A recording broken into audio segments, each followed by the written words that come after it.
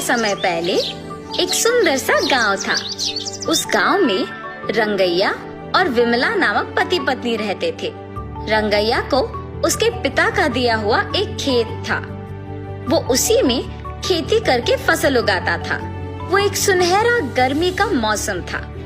उसका फसल खेत में ही था, इसीलिए उसने फैसला किया कि फसल को जब तक खेत से नहीं निकालेगा तब तक वो खेत में ही सो जाएगा। विमला, विमला। हाँ जी, क्या हुआ? आज से जब तक फसल मेरे हाथ में नहीं आएगा ना, तब तक मैं खेत में ही सो जाऊंगा। ठीक है जी, ख्याल रखिए। ऐसे रंगैया उसके खेत में सोने जाता है। गर्मी की मौसम होने पर खेत में ठंडी हवा चल रही थी और वो आराम से सोता है। आधी रात को अचानक पायल की आवाज सुनाई देने पर वो जाग उठता है। चारों ओर देखता है और कोई ना दिखने पर वापस सो जाता है। थोड़ी देर में वापस उसे पायल की आवाज सुनाई देने पर डर के मारे जाग उठता है।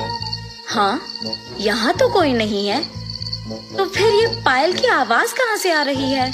ऐसे जब चारों ओर देखता रहता है तो पायल की आवाज फिर सुनाई देती है। तब उसे एक परछाई पीछे दिखती है तो उस तरफ मुड़ता है। दिखने में भयानक एक भूत उसके सामने आके खड़ी हो जाती है। उसे देख, बाप रे, भूत भूत! ऐसे डर के मारे चिल्लाते हुए बिना पीछे मुड़े घर की ओर भागने लगता है। वो भूत सिर्फ आधे रास्ते तक उसका पीछा करती है। जल्दी से भाग के घर पहुंच जाता है। विमला, विमला, जल्दी दरवाजा खोलो, भूत मेरा पीछा कर रही है। ऐसे जोर से दरवाजा खड़खड़ाता है। अपने पति की आवाज सुनकर विमला जल्दी से दरवाजा खोलती है। तुरंत रंगैया अंदर आके दरवाजा बंद करके कांपने लगता है। क्या हुआ जी, क्यों डर रहे हो? तब वो जो भी हुआ उसे बताता है। भूत क्या सच में होता है जी? आप नींद में खुद की परछाई देख डर गए होंगे। कुछ मत सोचिए और सो जाइए। ये कह के चली जाती है। उसकी पत्नी उसके बातों का यकीन ना करने पर वो कुछ नहीं कह पाता है और चुप रह जाता है। क्या मेरी पत्नी सही थी? मैं क्या अपने ही परछाई से डर गया? लेकिन मैंने तो उस भूत को मेरे सामने खड़े होते देखा है। ऐसे सोए बिना पूरी रात सोचते ही रहता है। खेत में फसल के बारे में छोड़कर डर के मारे बेचारा घर पे ही रहता है। सुनिए, रात होने वाली है जी, आप क्या खेत नहीं जाएंगे? अगर मैं अपनी पत्नी से कहूँगा कि मुझे खेत जाने से डर लग रहा है तो न जाने वो मेरे बारे में क्या सोचेगी। उस खेत में अगर सच में ही भूत है तो भी मैं नहीं डरूंगा, मैं जाके आऊंगा। ऐसे अपनी पत्नी से कह के उसके खेत जाता है।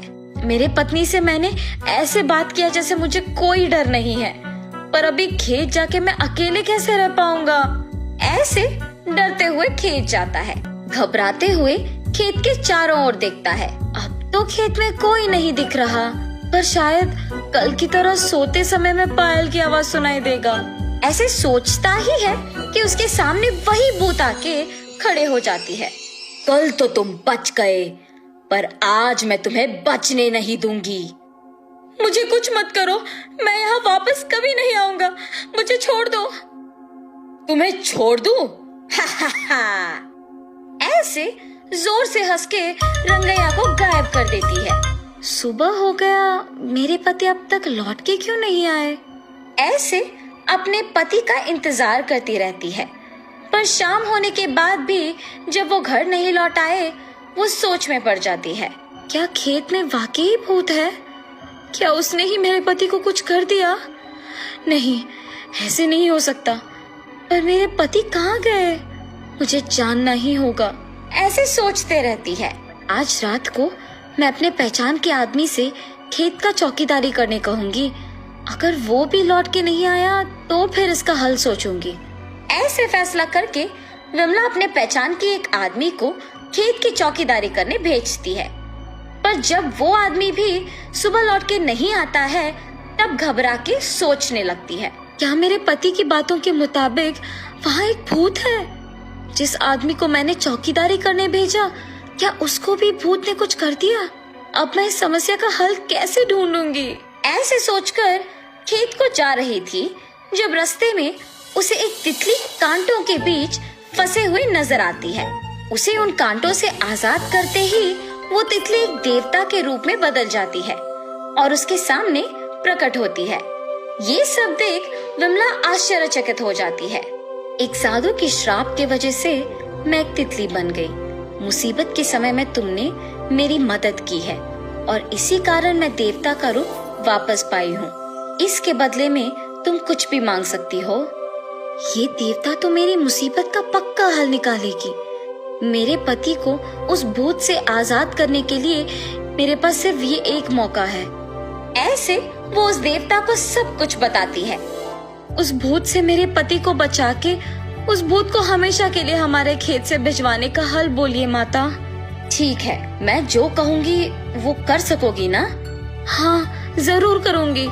ऐसे कहने पर देवता विमला को एक मंत्र बोलती है। मैंने जो मंत्र कहा है वो तुम्हें उस भूत को देखने के तुरंत बाद अपनी आंखें बंद करके मन में कहना होगा। तब वो भूत तुम्हें छोड़ के चली जाएगी और उस भूत से तुम छुटकारा पा सकोगे। ऐसे कहने पर वो खुशी से अपने खेत जाके रात होने तक वहीं रुकती है। आधी रात को उसे अचानक पायल की आवाज सुनाई देती है। कहीं से तो पायल की आवाज आ रही है। भूत को देखते ही मुझे उस मंत्र को कहना होगा। ऐसे सोचते ही कुछ दूरी में उसे एक परछाई दिखती है। उसी तरफ मुड़ने पर वो भूत उसके सामने आकर खड़े हो जाती है। उस भूत को देखते ही वो अपने मन में उस देवता के द्वारा दिया हुआ मंत्र अपने मन में कहती है। उससे वो भूत गायब हो जाती है। अपने पति के साथ ही वो चौकीदार भी आजाद हो जाते हैं। उस भूत से छुटकारा पाने के लिए सभी विमला का अभिनंदन करते हैं और सभी खुश होकर वहाँ से घर चले जाते हैं। उस खेत से भूत का चले जाने पर रंगैया आराम से खेती करके फसल उगाते हुए खुशी से जीता है।